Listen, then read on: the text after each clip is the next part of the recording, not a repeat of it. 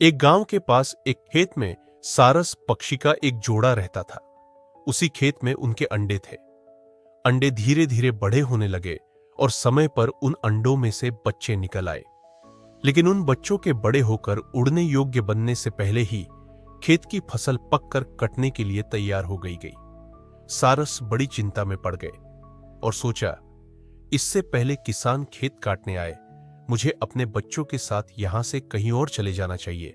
लेकिन बच्चे अभी उड़ने के लिए तैयार नहीं थे। सारस ने अपने बच्चों से कहा, हमारे न रहने पर यदि कोई खेत के पास आए तो उसकी बातें ध्यान से सुनकर याद रखना। एक दिन जब सारस चारा लेकर शाम को अपने बच्चों के पास लौटा तो उसके बच्चों ने कहा, आज दोपहर में किसान आया था। वह खेत के चारों ओर घूमता रहा। एक दो स्थानों पर खड़े होकर देर तक खेत को घूरता रहा। वह कह रहा था कि खेत अब कटने योग्य हो गया। आज चलकर गांव के लोगों से कहूंगा कि वे मेरा खेत कटवा दे। सारस ने अपने बच्चों से कहा, तुम लोग डरो मत, खेत अभी नहीं कटेगा।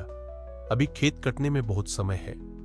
कई दिन ऐसे ही बीत गए। एक दिन जब सारस शाम को अपने बच्चों के पास चारा लेकर आया तो बच्चे बहुत घबराए हुए थे। वे कहने लगे, अब हम लोगों को यह खेत झटपट छोड़ देना चाहिए।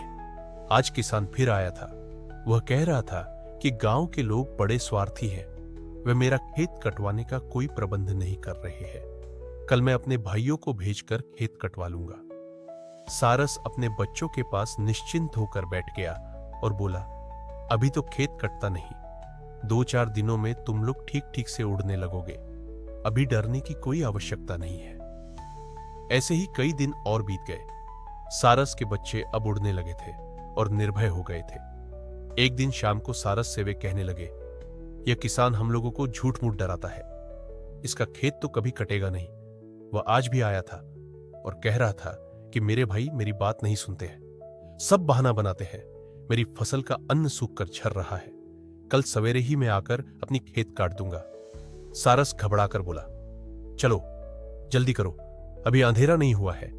दूसरे स्थान पर उड़ चलो, कल खेत अवश्य ही कट जाएगा। बच्चे बोले, क्यों? इस बार खेत कट जाएगा, ये कैसे? सारस ने कहा, किसान जब तक गांव वालों और भाइयों के भरोसे था, खेत के कटने की आशा नहीं थी। जो दूसरों के भरोसे कोई काम छोड़ता है उसका काम नहीं होता, लेकिन जो स्वयं काम करने को तैयार होता है उसका काम रुका नहीं रहता है। किसान जब स्वयं कल खेत काटने वाला है तब तो कल खेत अवश्य ही कट जाएगा। अपने बच्चों के साथ सारस उसी समय वहां से उड़कर दूसरे स्थान पर चला गया।